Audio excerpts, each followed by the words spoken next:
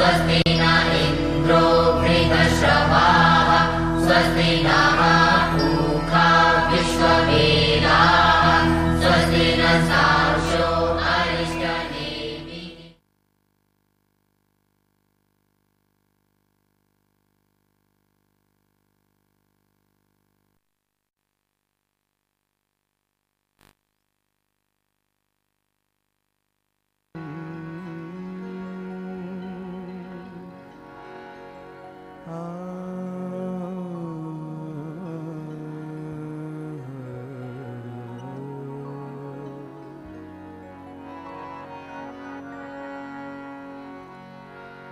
अच्युतं केशवं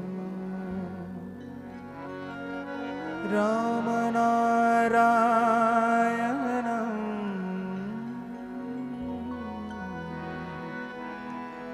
अच्युतं केशवम् अच्युतं केशवं रामनारायणम् अच्युतं केशवं रामनारायणं कृष्णदामोदरं वासुदेवं हरिं कृष्णदामोदरं वासुदेवं हरिं अच्युतं केशवं रामनारायणम् अच्युतं केशवं रामनारायणं कृष्णदामोदरं वासुदेवं हरिं कृष्णदामोदरं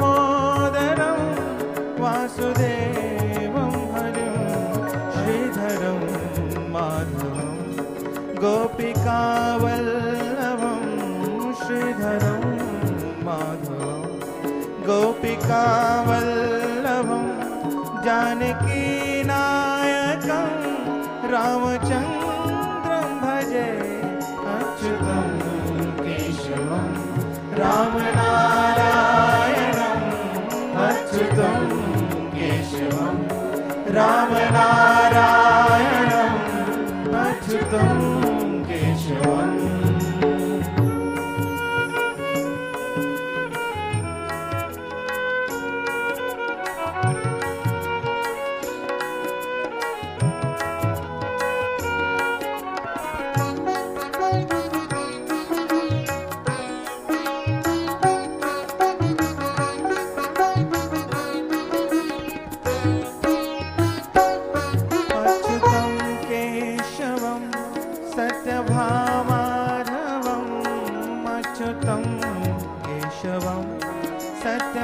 सत्यभामाधवं माधवं श्रीधरे राधिकाराधितं माधवं श्रीधरं राधिकाराधितं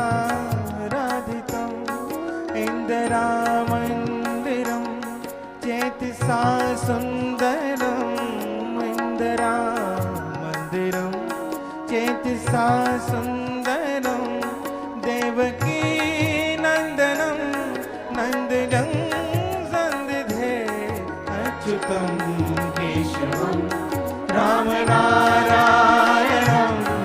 अच्युतं केशवं रामनारायणं कृष्णदामोदरं वासुदेवं हरिं कृष्णदामोदरं वासुदेवं हरिं श्रीधरं माधवं गोपिकावल्लभं श्रीधरं माधवं गोपिकावल्लभं जानकी नायकं रामचन्द्रं भजे अच्युतं केशवं रामनारायणम् अच्युतं केशवं रामनारायणम् अच्युतं केशवं रामनारायणम् अच्युतं केशवं रामनारायणम् अच्युतं केशवम् रामनारायणम् कृष्ण दामोदरं वासुदेवं हरिं अच्युतं केशवम्।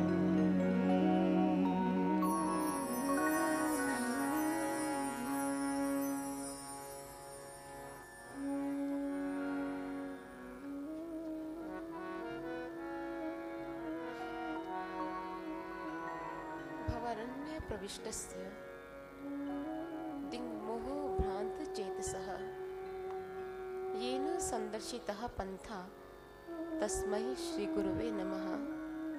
तस्मै श्रीगुरुवे नमः। तस्मै श्रीगुरुवे नमः।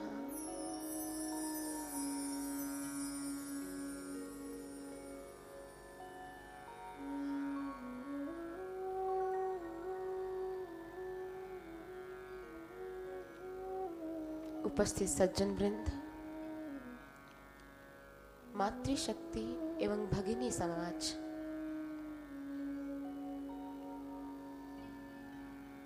महर्षि वेदव्यासकृत श्रीमद् भागवत महापुराण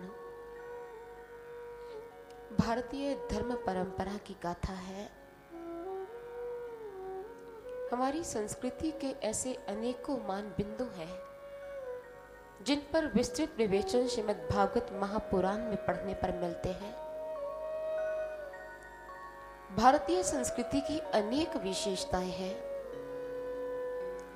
और सबसे बड़ी विशेषता है गुरु शिष्य परंपरा। गुरु अपनी प्राण ऊर्जा से शिष्य के अंतःकरण को ओतप्रोत कर उसमें नव शक्ति का संचार करता है। श्री गुरु के सहयोग के बिना शिष्य की आंतरिक प्रगति संभव नहीं है। जब श्री गुरुदेव अपनी ज्ञान शलाका से शिष्य की आंख में अंजन आंचते हैं तो शिष्य को जीवन का उद्देश्य स्पष्ट नजर आने लगता है। आज इसी ज्ञान के इच्छुक हैं परीक्षित जी। तपोमूर्ति श्री सुखदेव मुनि जी महाराज यह जानते हैं कि परीक्षित के पास कुछ ही श्वासें हैं। परीक्षित को शमीक मुनि के पुत्र श्रृंगी का शाप मिला हुआ है, लेकिन परीक्षित निश्चिंत है। वो जानते हैं कि मेरे गुरुदेव जहां मुझे मेरे जीवन के लक्ष्य से मिलाएंगे वहां मेरी मृत्यु भी जरूर सुधारेंगे। और आज तपोमूर्ति श्री सुखदेव मुनि जी महाराज राजा परीक्षित को कहते हैं कि परीक्षित, भगवान श्री कृष्ण जब वृंदावन में पावन लीलाएं कर रहे थे, दूसरी ओर मथुरा में कंस कृष्ण को मारने की तरह तरह योजनाएं बना रहे थे। उन्होंने कितने असुर कृष्ण को मारने के लिए भेजे। मामा श्री खिलौने भेजते रहे और भांजा तोड़ता रहा। अब की बार कंस ने अक्रूर जी को बुलाया। उन्होंने कहा, अक्रूर जी आप उदार हैं, दानी हैं, आदरणीय हैं। आप मेरा एक काम कर दीजिए। मैं ये जान चुका हूं कि देवकी की 8वीं संतान वृंदावन में रह रहा कृष्ण ही है। आप किसी भी तरह कृष्ण और उसके भाई बलराम को यहां पर ले आइए।